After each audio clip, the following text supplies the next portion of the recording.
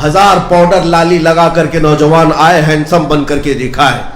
तुम्हारी जवानी में हो सकता है तुम चमक लोगे, हो सकता है तुम्हारी जवानी में जब तक जिस्म महफूज है, तुम्हारी बॉडी सलामत है, तुम लोगों को दिखा कर कह सकते हो मैं स्मार्ट हूं, हैंडसम हूं। उम्र ढलने दो, थोड़ी उम्र जाएगी, चेहरे पर झुर्रियां, कमर टेढ़ी हो जाए, बालों में सफेदी आए, आंखों की बीनाई कम, दांत हिलने लगे, दुनिया तो छोड़ो देखना ही छोड़ देगी। तुम खुद अपना आईने में मुंह देखना छोड़ दो, तुम्हें खुद अच्छा नहीं लगेगा, मैं कैसा था अब कैसा हो गया। दुनिया तो छूट ही जाती है, अच्छे अच्छों को दुनिया छोड़ती है। ये दुनिया हुस्न की पैरोकार है अगर, तो जब तक हुस्न है देखती है, गया हुस्न तो सब खत्म।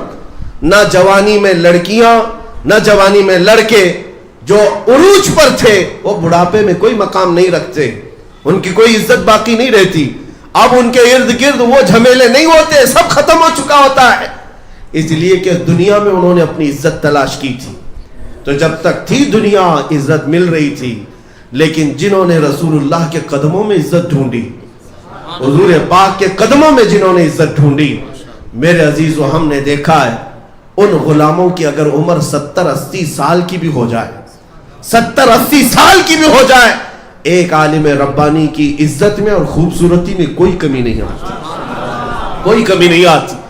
हमने अपने मुर्शिद हुजूर ताजुल शरिया को देखा, मेरे अजीजों जिनकी उम्र 75 साल की हो गई। आज हुजूर शेखुल इस्लाम मदनी मियाँ साहब मौजूद हैं, अदाम अल्लाह उस्मानो, अल्लाह और लंबी उम्र करे।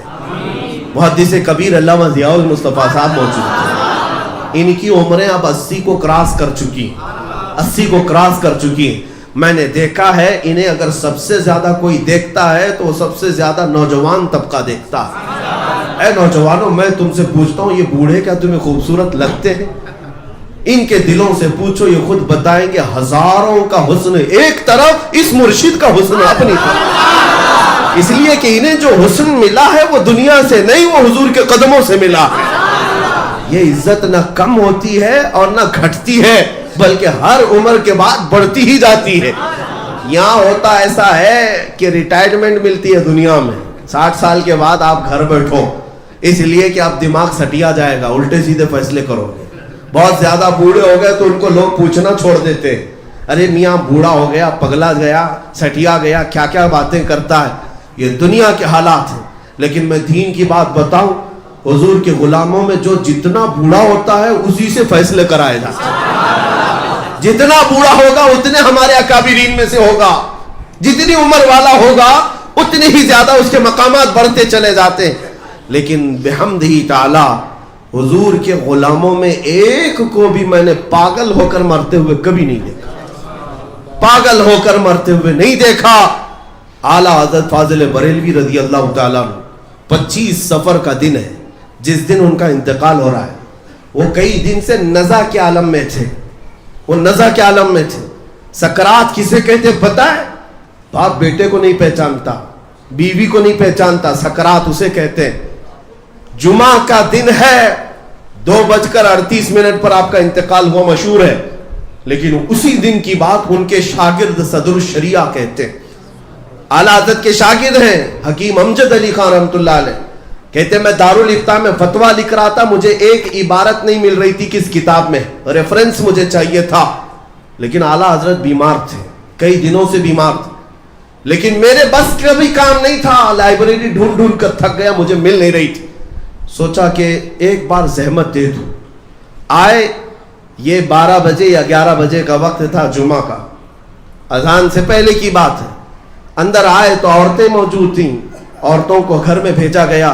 आला हजरत से कहा गया आपके शागिर्द सदरुल शरिया आए। आला हजरत ने उन्हें आने की इजाजत दी। कहा मौलाना कैसे आए? कहा कि हुजूर एक फतवा लिख रहा था और उसमें एक लाइन मुझे नहीं मिल रही किस किताब में। आला हजरत ने कहा जाओ फतावा शामी जिल्द नंबर 6 सफा नंबर इस पर ये लिखी हुई।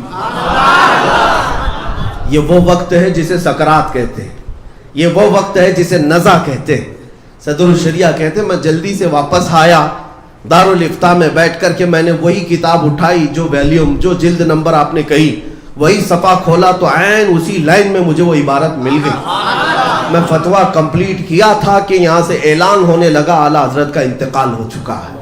میرے عزیزوں، یہ بات میں نے اس لیے عرض کی کہ دنیا کے اندر ہوس میں رہنے والوں کو ہم نے دیکھا، ان کے جانے کا وقت کیا ہوتا ہے، وہ اپنے عزیزوں کو بھول جاتے ہیں، وہ اپنوں کو نہیں پہچان پاتے. لیکن جو رسول اللہ کے قدموں میں فنا ہو گیا، آخری سانس تک مولا اس کے دماغ کی بھی حفاظت کرتا ہے، اس کے عقل کی بھی حفاظت کرتا ہے، اس کے حسن کی بھی حفاظت کرتا ہے. اسی لیے ان کی مان لو، آج لے ان کی پناہ، آج مدد مانگ ان سے، کل نہ مانیں گے قیامت میں اگر مان گیا. اے مومنو، اتنا اپنی زندگی کا خاصہ بنا لو، انہیں جانا انہیں مانا، نہ رکھا غیر سے کام، للہ الحمد میں دنیا سے مسلمان گیا. آج کے ان حالات کا سب سے بڑا جو حل ہے وہ یہی ہے کہ حضور کے قدموں میں آ جاؤ. ادخلوا فی السلم کافہ، پورے کے پورے مسلمان تو ہو جاؤ. تم اپنے گھروں سے انقلاب شروع کرو. عورتوں کے حجاب کے لیے آج جو آوازیں اٹھائی جا رہی، ان درندوں کو ضرورت کس بات کی کہ ہم جو پہنے تمہیں کیا فرق پڑتا ہے؟ تم ننگے بھی رہتے ہو تو ہم کہاں کہنے جاتے ہیں؟ تم کیا کہتے ہو، کیا کھاتے ہو، کیا پیتے ہو؟ ہم نے کبھی کہا؟ کبھی کسی نے پیشاب پی لیا، گوبر کھا لیا، ہمیں کچھ فرق نہیں پڑتا. ہمیں کیا فرق پڑتا ہے؟ آزاد ملک ہے، تم جو کھانا چاہو، جو پینا چاہو کہو. لیکن ان درندوں کو تکلیف ہر مسلمان سے ہوتی ہے. تم گوشت نہیں کھا سکتے، تم ٹوپی نہیں پہن سکتے، تم داڑھی نہیں رکھ سکتے، تم دوپٹہ نہیں اوڑھ سکتی، وہ حجاب نہیں پہن سکتی. ایک ٹیچر لب پہ آتی ہے، دعا نہیں پڑھ سکتا. ایک مسجد کا امام تنہا سفر نہیں کر سکتا. حالات ابھی گجرات میں ایسے ہیں کہ ایک صاحب ہمارے ساتھ رہتے ہو، کہتے ہیں میں گاؤں میں گیا تو پورے گاؤں والوں نے گھیر کر کہا آپ سے خرید و فروخت ہمارے لیے جائز نہیں، ہمارے مکھیا نے اعلان کر دیا مسلمان سے خرید و فروخت نہیں ہو سکتی. یہ زہر ہے، یہ زہر ہے. میرے عزیزوں، انہیں قرآن پسند نہیں، انہیں رب ذوالجلال کے نام پسند نہیں، حضور پاک کا نام پسند نہیں، ہر چیز ہماری ناپسند ہے. تو پھر تم کس کے پیچھے لگے ہوئے؟ قیامت کے دن اللہ کی بارگاہ میں جواب دینا ہوگا. جو قوم دشمنی میں تل رہی تھی، تم اس کو راضی کرنے کے لیے آگے پیچھے گھوم رہے تھے. اے مسلمانوں، آج اگر کسی کو راضی کرنا ہے تو وہ مولا کو راضی کر لو. وہ صرف ایک سجدے میں راضی ہوتا ہے. اس رسول کو راضی کر لو جو ایک درود میں راضی ہوتا ہے. اور اس دنیا پر پوری طاقت بھی جھونکو، یہ نہیں راضی ہوگی تم سے، یہ راضی نہیں ہوگی. حجاب کے مسئلے کو آپ یہ سمجھ رہے پروٹیسٹ کرنے سے ختم ہو جائے گا، ہم اپنی طاقت دکھائیں گے؟ نہیں میرے عزیزو، عہد تو یہ کرو.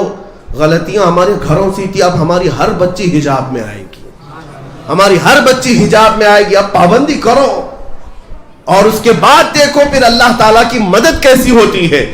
ایک بار جب تمہیں حکم دیا مولا نے کہ اس طرح سے تم ڈھل جاؤ میرے نبی کے اخلاق میں، پھر ہوگا کیا؟ کفر دم توڑ دے گا ٹوٹی ہوئی شمشیر کے ساتھ.